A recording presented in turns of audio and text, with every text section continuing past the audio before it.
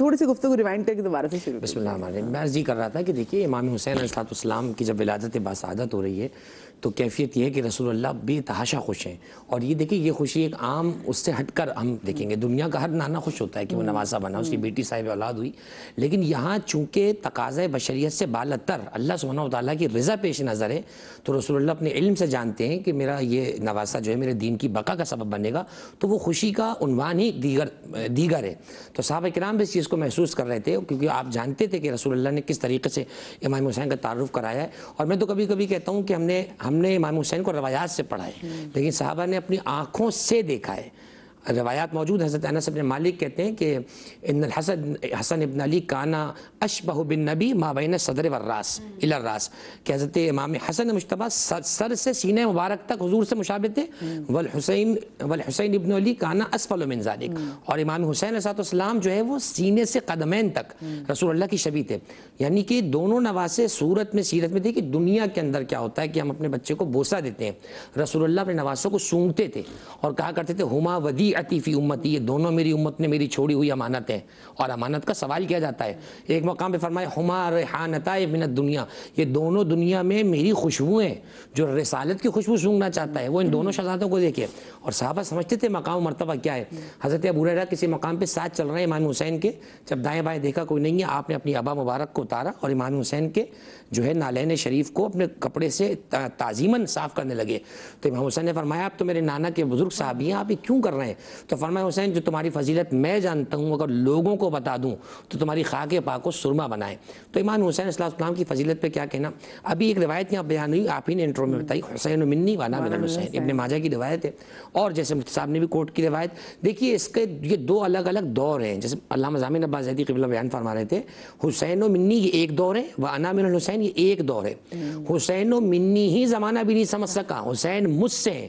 مجھے بتائیے یہ کہنے کی ضرورت کیا تھی؟ دنیا میں یہ سب کو معلوم ہے کہ نواسا بعد میں ہوتا ہے, نانا پہلے ہوتے ہیں. یہ خاص طور پہ کہنے کی ضرورت کیا ہے؟ بتانا یہ تھا کہ جو طینت میری ہے, جو علم و فہم, جو خمیر اللہ سبحانہ و تعالیٰ نے مجھے عطا کیا, اسی نور سے میرے یہ بچے ہیں. اسی طریقے سے وَأَنَا مِنَ الْحُسَيْن میں علماء نے کچھ نکات گنوائے کہ میں حسین سے کیسے ہوں. فرمایا نمبر ایک, جو کائنات میں رسول اللہ کی نسل پاک ہے وہ امام حسن و حسین کے نسل سے.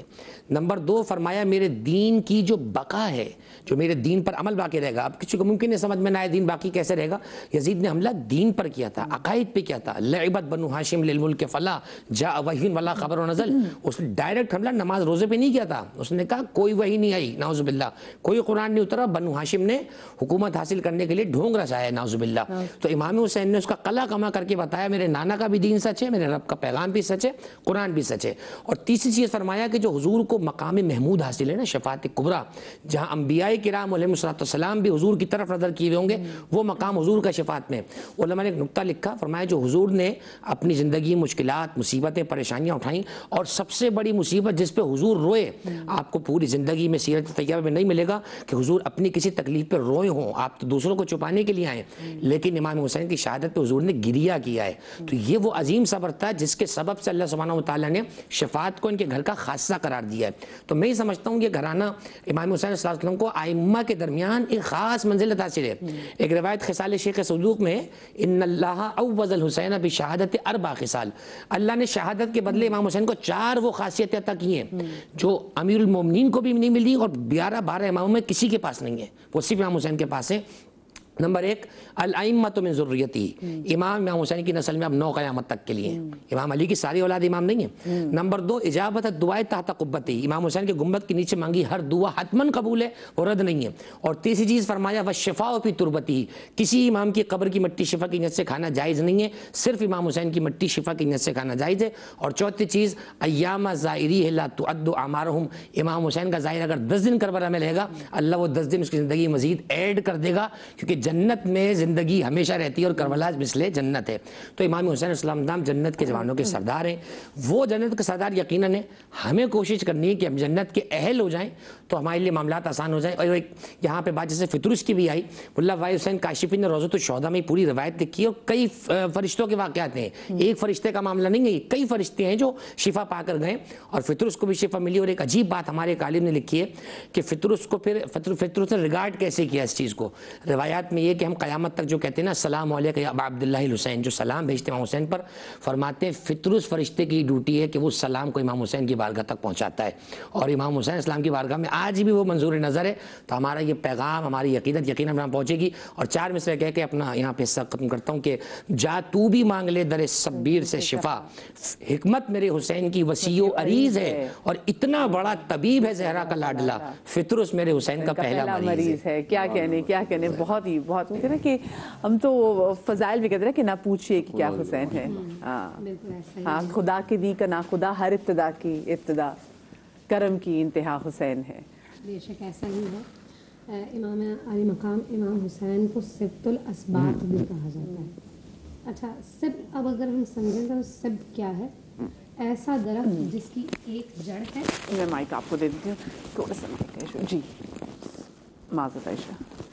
سبت اسے کہتے ہیں جو ایسا درخت جس کی ایک جڑ ہے لیکن شاخیں بہت زیادہ ہیں، انہیں سبت رسول کہا جاتا ہے۔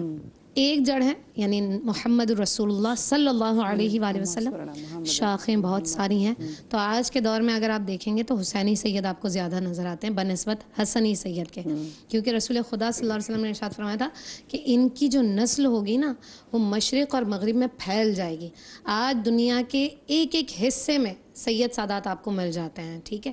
اب اگر ہم جناب حسین کی بات کریں نا تو مجھے سب سے زیادہ خوبصورت وہ منظر نظر آتا ہے کہ کربلا کی رات کا جو انتخاب ہے وہ کس چیز کے لیے کیا گیا ہے؟ اس رات کا انتخاب کیا گیا ہے خدا کی عبادت کے لیے۔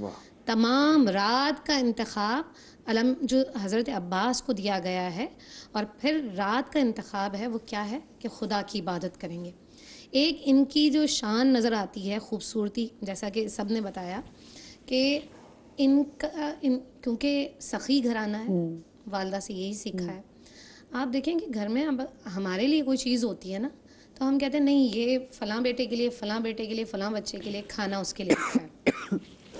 دروازے پہ سائل آیا ہے، نقاہت چہرے سے واضح ہے، جناب حسین نے جا کے دیکھا ہے۔ اچھا آپ دیکھیں کہ جب کوئی سائل آنے والا ہے نا تو یہاں سے اٹھنے والے سید سادات ہی ہیں، جا کے دیکھنے والے ہیں، ان کی آوازوں سے پہچاننے والے ہیں کہ مانگنے والا اگر آیا ہے تو اس کی مراد کو ہم پورا کریں۔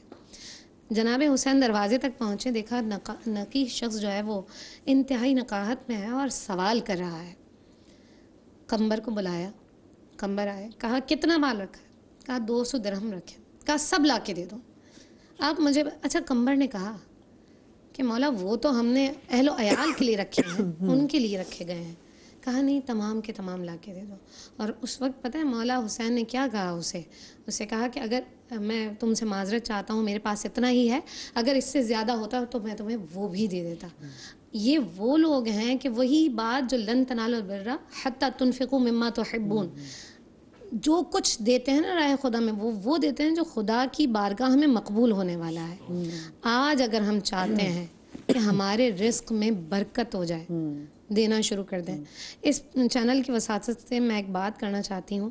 اکثر لوگ یہ بات کرتے ہیں کہ ہمارے روزگار جو ہے وہ ختم ہو جاتے ہیں، برکت ختم ہو جاتی ہے، کاروبار نہیں ہو رہا ہے، رزق میں تنگی ہے۔ بہت سارے لوگ سوال کرتے ہیں، میں آپ سے ایک سوال کرنا چاہتی ہوں۔ مجھے یہ بتائیے کہ جو کچھ آپ مال میں سے کماتے ہیں وہ خدا کی راہ میں کتنا دیتے ہیں؟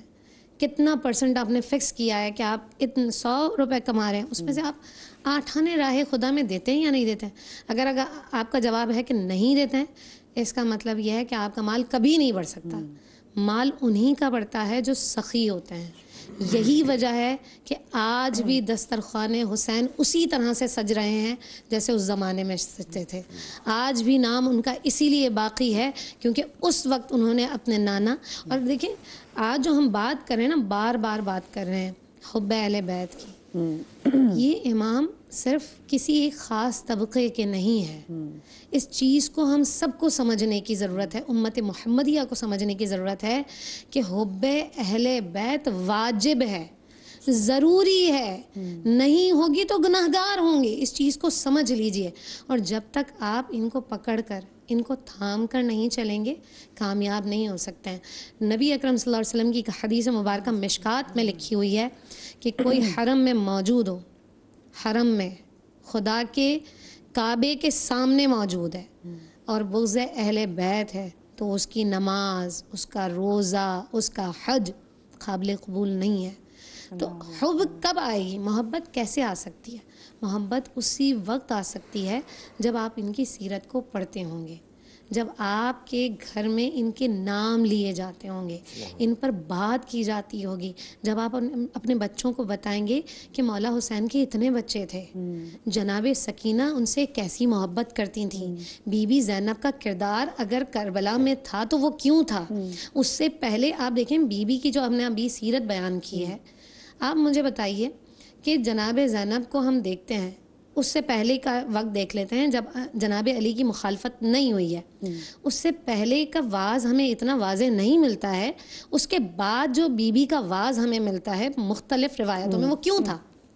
وہ دراصل اس لیے تھا کہ بی بی کا پیغام تھا کہ حب اہل بیت ضروری ہے. تبھی تو وہ ہر گھر میں جا کر خواتین کو جمع کر کے مولا علی، حضرت علی کرم اللہ تعالی وجہہ الکریم کے اوصاف حمیدہ کو بیان کریں گے.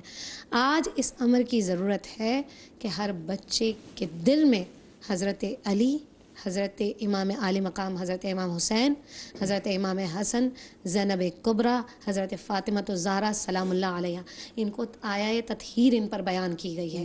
ان کے لیے وہ نفوس قدسیاں ہیں کہ جن کی شان میں آیات نازل ہوتی ہیں. یہ وہ بیٹے ہیں کہ جن جیسے بیٹے کوئی نہیں ہے.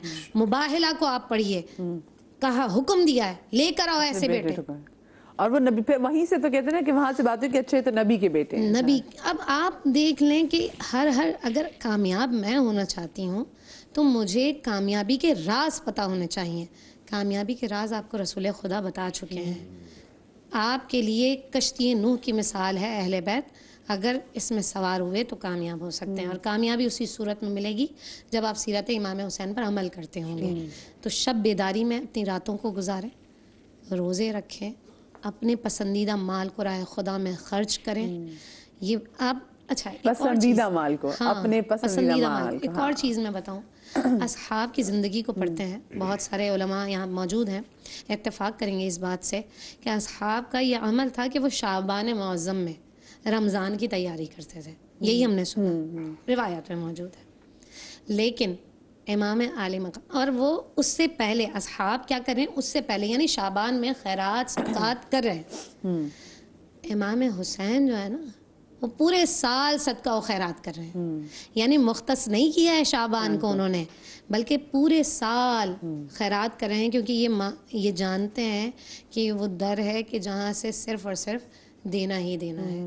تو آج سمجھ لیجئے کہ اگر امام علی مقام امام حسین سے آپ محبت کرتے ہیں نا تو ان کا ذکر بھی کریں. اور کیونکہ حضور کا یہ مہینہ ہے ان پر درود شریف پڑھنے کا، کیونکہ جب کوئی کہتا نا کہ یہ میرا مہینہ ہے تو کیا کرتے ہیں ہم اس کے لیے؟